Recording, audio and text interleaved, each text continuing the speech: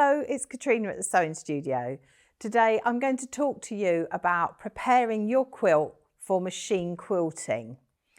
So I've got my quilt and it's all batted up. So I've got my backing, I've got my wadding and I've got my top, and I've used 505 adhesive, which is a temporary adhesive, to sandwich all my layers together. And I'm going to machine quilt this quilt. So to decide how I'm going to do it, first of all, I'm just going to look at some threads. So I usually get a variety of threads and I lay them out on my quilt to see which ones I like, because sometimes you need to make a feature of your quilting. Other times you want to hide your quilting if you want to do stitch in the ditch, say. But today I think I want to make a bit of a feature of my quilting. So I lay my threads out and I have a look. I don't think I'm going to go with the white because I think that's not going to show in lots of places. So I'm going to get rid of that one. So I'm thinking about this sort of limey yellowy green, which you can see. This one I quite like because it's a variegated thread, or I've got a pink. So I actually think I'm going to go with the variegated, and the colour changes as you quilt. So that's the first thing. And now I'm going to think about, because I want to make a feature of my quilting, I'm just thinking about how I'm going to quilt this. So I could go across all the lines with a fancy stitch and then down in between the blocks, but I'm going to cross hatch this one. So I'm going to show you the tools you can use to mark your quilt. Now there's a variety of tools. There is an erasable marker. There is an air erasable. So this one disappears after 48 hours. So you have to be quite quick with your quilting if you're going to use that one. Some people use these pencils, which are really soft and you can rub the lines out afterwards. There is a chalk marker, which is great on dark quilts. So there's just like a little roller in here and it rolls across and leaves a little bit of chalk, but it won't work on this. This is too light. But my preferred method is an iron off pen. So I'm just going to show you how that works. So it marks your quilt. Let me show you under this camera. So you can see that I've just drawn a line, and then I go over to the iron, just make sure my iron's nice and hot, and there we go, like magic.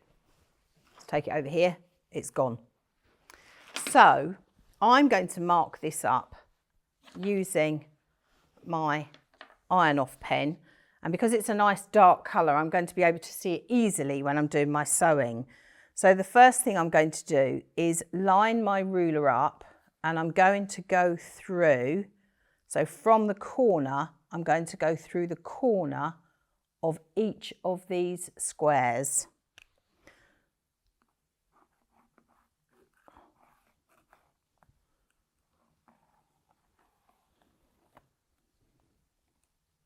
Let's just make sure it is actually coming out. Yeah, it's working.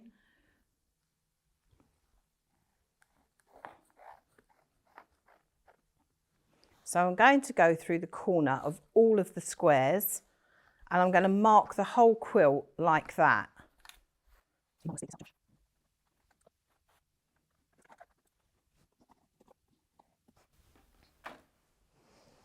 So I've gone right the way across. The next one I'm going to do is through the diagonal of the squares next to it.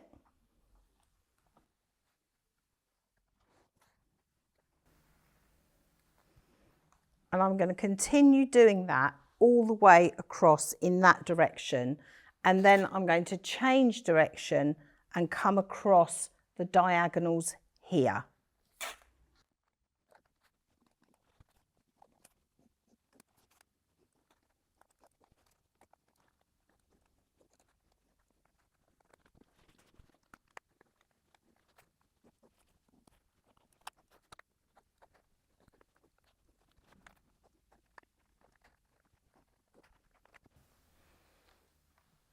And now I'm going to go the opposite way.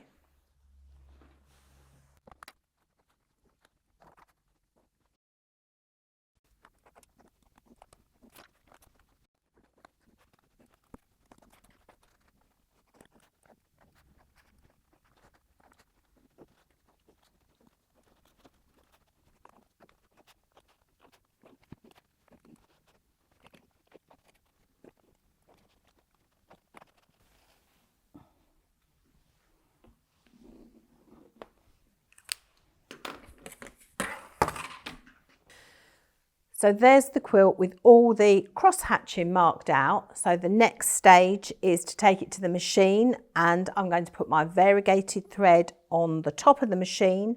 I'm having white on my bobbin. I'm going to extend my stitch length a little bit, so I've got nice long stitches. And because my variegated thread is a different weight to my bobbin, I'm going to just adjust the tension. So a little tip for you before you start your quilting is do a little test piece to make sure you've got your tension right.